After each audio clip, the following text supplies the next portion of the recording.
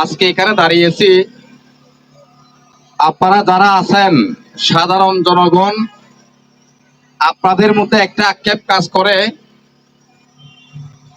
এই গণঅভ্যুত্থান পরবর্তী সময়ে আমাদের প্রায় 2000-এর অধিক শহীদ রয়েছে, 30,000-এর অধিক আহত রয়েছে।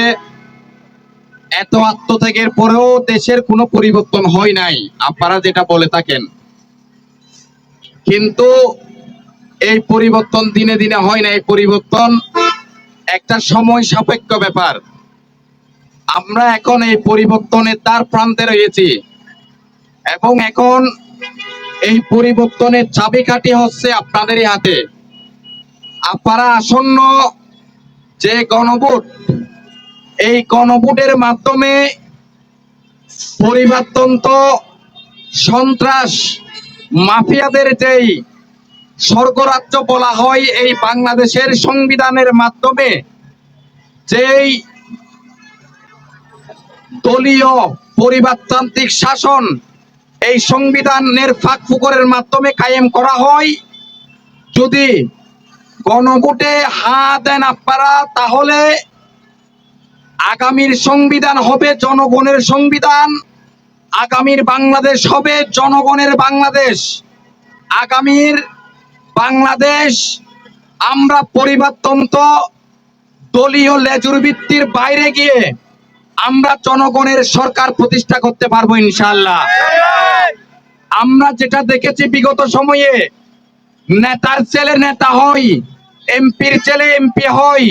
এই বাংলাদেশকে যেন 71 পরবর্তী সময়ে দুইটা পরিবার ইজারার মাধ্যমে কিনে নিয়েছে, তারা এদেশকে শাসন করে, শোষণ করে। যদি এই গণভোটে হায়ের মাধ্যমে পরিবর্তন হয়, দেখা যাবে এই কর্ণফুলী আনোয়ারা থেকে যারা কখনো এমপি হওয়ার স্বপ্ন দেখতে পারে নাই, আগামীতে তারা ইনশাল্লাহ প্রধানমন্ত্রীও হবে। এমনকি গণভোটের স্পষ্ট ভাবে রয়েছে, একজন দুইবারের বেশি প্রধানমন্ত্রী হতে পারবে না। এবং সেখানে রয়েছে, আমরা যেটা বলে থাকি, আমরা যখন কাউকে ভোট দেই, সে যখন পরাজিত হয়, আমরা তখন বলি আমার ভোটটি নষ্ট হয়ে গেছে। কিন্তু এই গণভোটের মাধ্যমে যে পরিবর্তন হবে, প্রত্যেকের ভোটের মূল্য হিসেবে প্রায় 100 জন সদস্য উচ্চকক্ষে প্রতিনিধি হিসেবে নির্বাচিত হবে। এবং সেখানে স্পষ্টভাবে আছে, আমরা যে বেহুদা কমিশনের আমরা নির্বাচন দেখেছিলাম, এই নির্বাচন কমিশন আগামীতে স্বাধীনভাবে কাজ করবে। এবং আমরা যেটা দেখি, আদালতকে, বিচার বিভাগকে ব্যবহার করে যেভাবে অবিচার করা হয়, যদি গণভোটে হ্যাঁ পাস হয়, তাহলে বিচার বিভাগও স্বাধীনভাবে কাজ করবে। এবং এই গণভোটে আমরা দেখি, যেই দুদকের মতো প্রতিষ্ঠান, যারা মাফিয়া আছে, যারা দুর্নীতিবাজ আছে, তাদের পাহারাদার হিসেবে কাজ করে।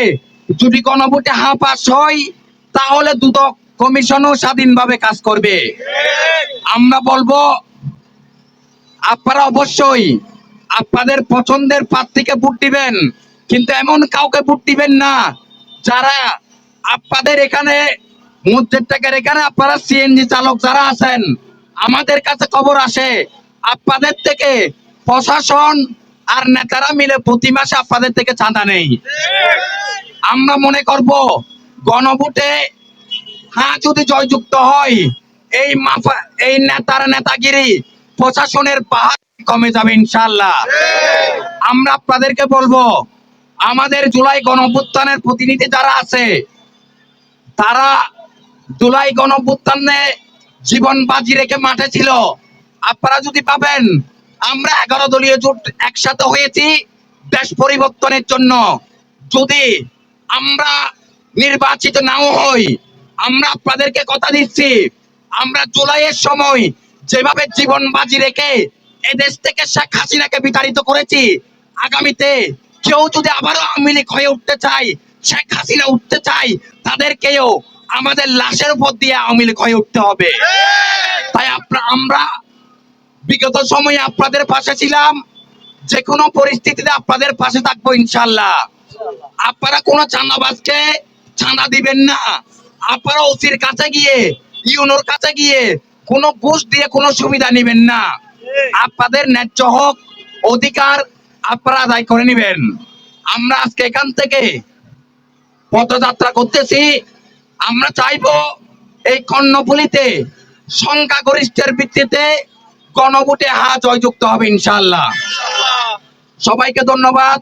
আমি দলমত নির্বিশেষে কর্ণফুলীর আপামর ছাত্র জনতা সবাইকে নিজেদের অধিকারের সাথে, নিজেদের অধিকার ছিনিয়ে নেওয়ার সাথে গণভোটে দেওয়ার আহ্বান জানাই। আসসালামু আলাইকুম।